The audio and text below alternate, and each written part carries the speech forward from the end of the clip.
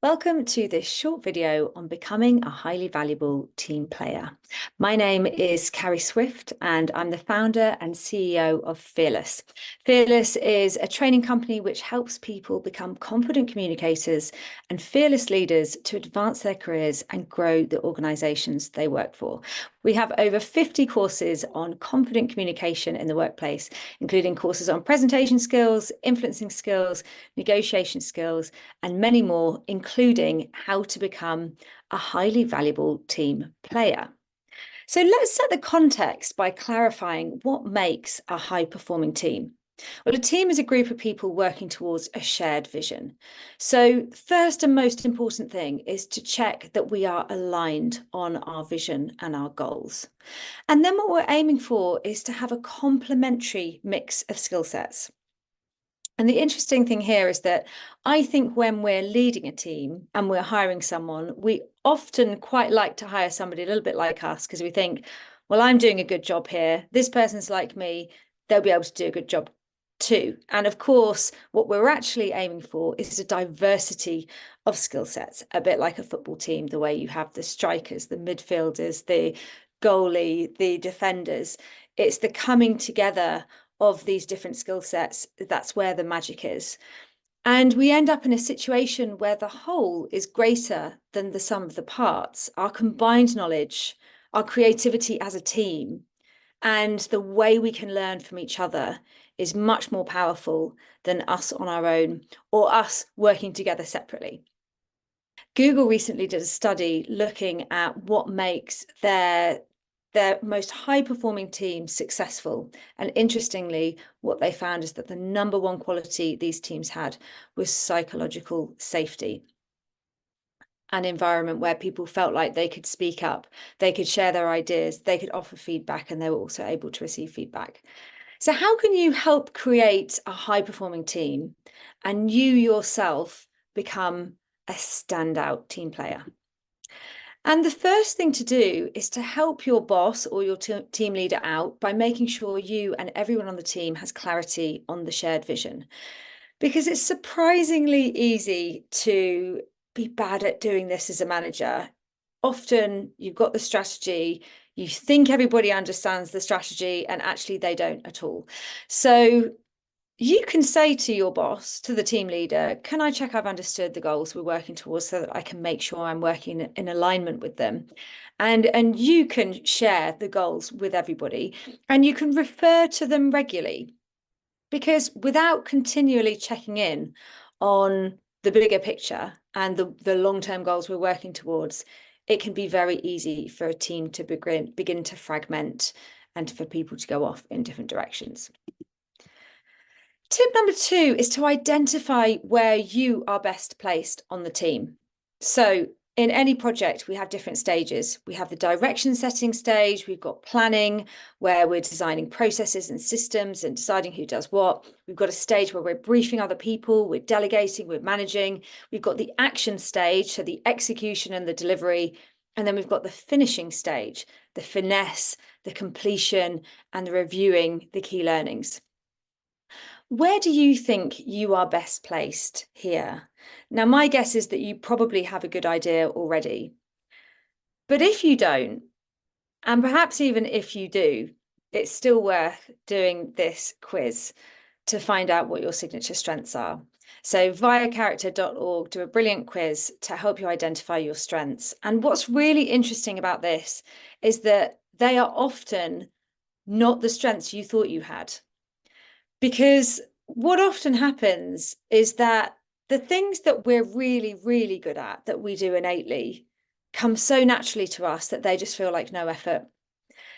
And so we don't even know that they're our strengths. But the things that we worked quite hard at, that we've become good at, they are what we think are our strengths. And this is demonstrated really nicely in a book called The Big Leap by Gay Hendricks. And he talks about your zone of genius. So identifying what is that state where you can just get into flow, where you can really produce excellent, unique work at a rate. And it is worth thinking about this and finding out what your zone of genius is, because this is a really important knowledge for you developing your career, but also so that you can communicate to your other team members and to your boss where you can add the most value, which brings me on to my next tip. Number 3, communicate about where you add value. You might find yourself saying something like, I'm happy to work on this, but I think I can contribute more if I'm working in this area instead. This kind of open communication really helps your manager to effectively leverage your talent and effectively leverage other people's talent. You might also want to be open about what you might be finding difficult and where you need help. You might say, actually, I might get this done quicker if there's someone who can help me with the technical side of this. Having weaknesses is not the problem. We all have weaknesses. That's human. Not knowing what your weaknesses are is a problem, because then we can't get help and we don't have the opportunity to get better at it. So that's why, or to at least try to get better at it if it is something that we can improve on. So that's why it's really important to try and proactively seek out feedback and get into the habit of saying to our managers, to our colleagues, is there anything better I can do next time? Tip number 4 is to create psychological safety and a growth mindset culture. You've probably heard of a growth mindset culture by now. When we have a growth mindset, we are of the opinion that intelligence and ability and talent is not fixed, but malleable and can be developed and improved with practice. When we have a fixed mindset, we believe that potential is limited, intelligence, talent, ability is actually fixed. And that can make it difficult if you fail, because if you fail, then that means you're not going to be in a position to be able to get better. But when we can cultivate a growth mindset, we would view failure as a helpful learning experience. That means that we're more open to trying new things, making mistakes, and learning from them. And we can model this in our team. And so what does that look like? Well, it looks like us being vulnerable. So we admit our own mistakes and we reflect on our learnings in a non-defensive way, in a comfortable way. We welcome new ideas from other people. We encourage people to speak up, and we're open about giving feedback, and we're open about seeking out feedback. Now, if we're going to be giving out feedback, we have to think carefully about how we do this, because of course there is a helpful way to give feedback and there's a less helpful way to give feedback.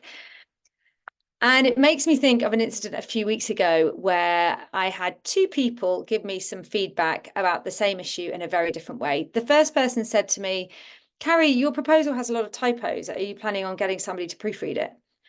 And the other person said to me, do you know, I think it's probably worth us getting a proofreader. I know someone really good. Shall I ask them?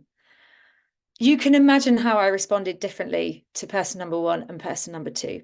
So what is the way in which you can give some feedback that's not going to embarrass somebody, that's not going to offend their work, their ego, and is going to be helpful and within the team spirit?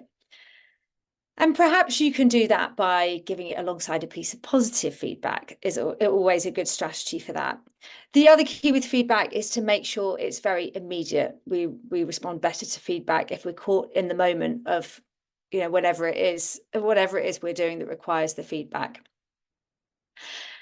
And generally thinking about giving feedback and how we create this growth mindset, it's great if we can try and use language that reframes some of these more challenging conversations. We might say, rather than talking about a mistake, we might say, this is a really good learning experience for us as a team. And the magic word when we're trying to create a growth mindset is the word yet. So we can say, standard isn't where it needs to be yet. We haven't met the deadline yet. We aren't delivering our goals yet. Yet brings hope. And tip number 5 is to try and recognize that when you're in a team, conflicts are usually structural, not personal. And I think a good example of this is where you're building a website and you have a team of people that all have completely different priorities. You've got somebody who's responsible for thinking about SEO. You've got somebody who's responsible for thinking about brand. You've got somebody who's responsible for copywriting, and many more people. And they all have conflicting advice about how the website should be put together, because the person that wants is thinking about SEO wants lots of keywords in there, but the person that is organizing the brand wants the copy to be really short and punching for the website to be beautiful. And the way that we can try and find a way through these structural conflicts is to gain an understanding of each other's perspective and find the middle road. There's a really helpful principle taken from neurolinguistic programming, which is called the map is not the territory. And what that refers to is that even though we all share the territory, even though we're sharing the same space, we have completely different maps to navigate that based on what we know, based on what our priorities are. So how can you think about how you can acquire a copy of someone else's map, the other maps that people have got in your team, so that you understand their perspective and you can share a copy of your map so that you can find the middle road? Because that is the way that we're going to harness the different skill sets and find the best path forward as a team, only if we can see each other's perspectives. So those are my 5 tips. Number 1, get clarity on a shared vision for the team. Number 2, gain a deep understanding of your strengths and weaknesses. Number 3, communicate to your boss and to other people on the team about where you can add the most value so that they can leverage your talent. Number 4, create psychological safety and a growth mindset culture where everybody provides feedback and feels like they can speak up. And number 5, recognize that conflict is not structural, it's not personal, it's structural. And when you swap maps with other people, you'll be able to reduce conflict and find the best way forward. This is how you become the sort of team player that makes a contribution, not just through your skill set, but also to the team culture, so that you can build a reputation for being someone that people really want on their team. Thank you.